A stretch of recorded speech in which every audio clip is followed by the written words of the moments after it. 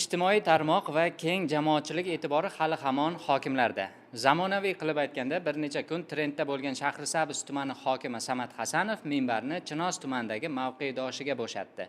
Sharmandali mahalla qilib, ko'rinadigan joyga, xalq ko'radigan joyga il. Sharmandali mahalla bu. Birlik mahallasi. Sizni bilmadimmi? Men shu vaqtga qadar Chinoz tumanida Birlik degan mahalla borligini bilmas edim. Endi aniq aytamanki, nafaqat men, internetning o'zbek segmentini kuzatuvchi hamma Birlik degan mahalla borligini, ko'zga ko'rinadigan joyida Sharmandali mahalla degan plakat ilinganini biladi. O'znetda tarqalgan videoga ko'ra, hokimlik Birlik mahallasini tayanch mahalla sifatida tanlaydi va mahallaga borganida hafsalasi pir bo'ladi. Mahalla binosi hududida gul, rayhon yoyinki bitta ham ko'chat ekilmagani uchun Sherzod Salihov bu mahallani Sharmandali mahalla deb ataydi. Mana hozir kirganingda Birlikka bu 7ligiga baho, oldiga bitta rayhon ham ekmagan, bitta gul ham ekmagan, bitta ko'chat ham ekmagan. Mana kirib kelyapmiz, mana o'zingizlar hammanglar ko'zingizlar bilan ko'ryapsizlar. O'tlar bel barobar bo'lib ketgan. Urilmagan. Urilgan o'tlar ham hashiy bo'lib to'ppay bo'yotdi, olib chiqib ketilmagan. Sharmandali mahalla deb aytsa bo'ladimi, bo'lmaydimi? Shuningdek, hokim uyatli xonadon nomli ikkinchi shior ham borligini aytadi. Ikkinchi shior bor, uyatli xonadon. Eng avvalo mahalla raislarining xonadonlari tekshirilishini, uylar talabga javob bermasa, shaxsan o'zi borib, uyatli xonadon yozuvini osishini ta'kidlaydi.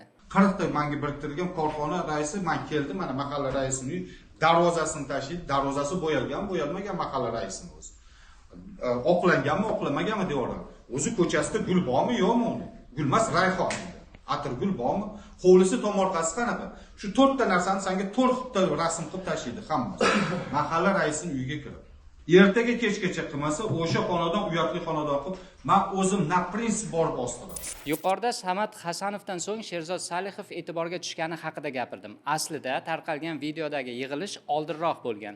Gazeta o'zining yozishicha, tarmoqlarda tarqalgan video Chinoz tuman hokimligining rasmiy Telegram sahifasiga 27-iyulda joylashtirilgan. Biroq hokim va rahbarlarning aholi xonadonlariga tashrifi shov-shuvlarga sabab bo'lishni boshlagach, 5-avgustga kelib bu videoga tarmoq foydalanuvchilari e'tibor qaratgan. Hozirda video Chinoz tumani hokimligining Telegramdagi sahifasida yo'q. Ammo o'sha kungi boshqa bir videoda ham aynan o'sha plakatlar ko'rsatilgan. Videoda hokim uyatli xonadon plakatlarini ijtimoiy himoyaga muhtoj, yolg'iz turgan, haqiqatda qiynalgan oilaga borib ilmaslikni buyurgan. Sharmandali mahallada endi mahalla bitta olasizlar, idorasiga osishga. Uyatli mahalladan bir 10 ta 15 ta, har bitta ko'chadan kamida 2 ta 3 tasida yo'qmi uyatli xonadonimiz. Ha?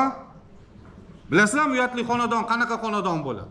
Aslan borib ijtimoiy himoyaga muhtoj, yolg'iz turgan, haqiqatda qiynalgan oilaga borib buni qilmaylar. Uyatli xonadon 2 etaj qilib qurib qo'ygan, uyini dang'illama qilib, tomorqasiga qaramaydigan, ko'chasiga bir tup rayhon ekmagan, bir tup ko'chat ekmagan, ana uyatli xonadon. Ana o'sha xonadonga borib osiling. Kuchinglar tag'in borib ana yetim yesirga, ijtimoiy himoyaga muhtoj, yolg'izlarga borib yetmasin. Shu paytgacha Obod mahalla, namunali mahalla atamalarini eshitar edik. Mana endi Sharmandali mahallani ham eshityapmiz. Qani edi Sharmandali yo'l, uyatli ko'prik degan plakatlarni ham ko'rganimizda.